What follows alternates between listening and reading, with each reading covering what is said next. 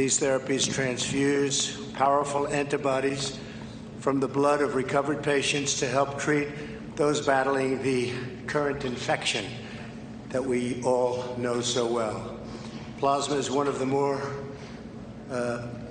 delicate ways of doing things. It's had tremendous response so far we've had, and it's an effort to really accelerate new therapies and further reduce mortality. We've been able to show some tremendous things. If you notice today, it was covered very well. A lot of countries where they thought they were doing well, they're not doing well at all. They've had explosions, unfortunately.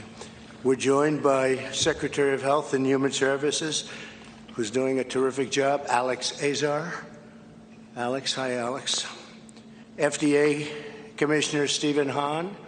Hi, Steve. Surgeon General Jerome Adams. And I hope your wife is okay, Jerome. I know she had a little difficulty, but I'm sure she's going to be fine, right? Please give her my regards. Thank you, Jerome. Dr. Francis Collins, who everyone knows. Francis, thank you very much, NIH. And Dr. Anthony Fauci. Anthony, hi. And Deborah, where's Deborah? Deborah, hi, Deborah. Good job. Everybody's doing a good job. Everybody's working very hard.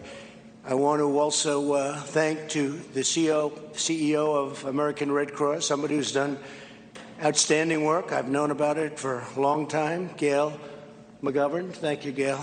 Really an outstanding job, too. CEO of America's Blood Centers, Kate Frey. Hi, Kate. Thank you very much. CEO of CSL Limited, Paul Perot. Paul, thank you very much. Great job. And CEO of LabCorp, Adam Schechter. Thank you, Adam, very much.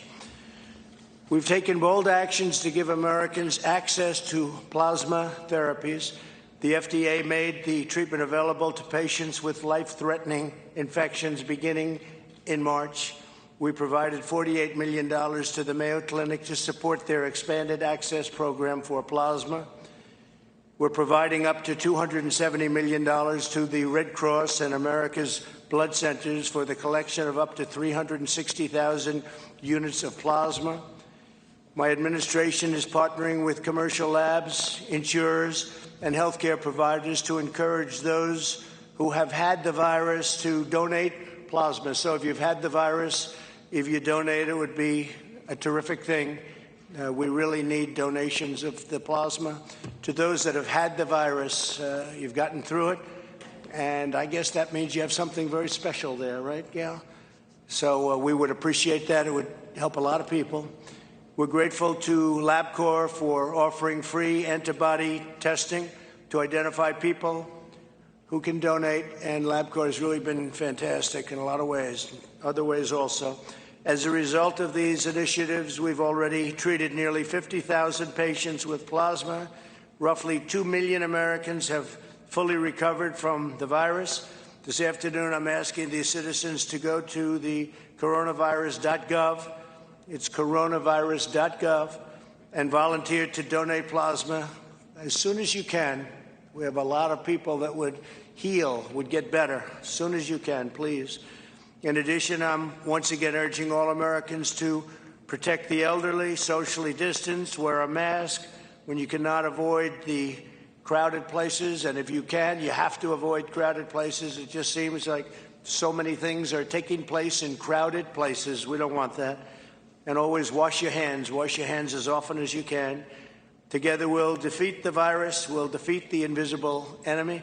I want to thank the American Red Cross. I've been a fan of the Red Cross for a long time, as you know, and we appreciate the great work that you do. Thank you very much, Gail.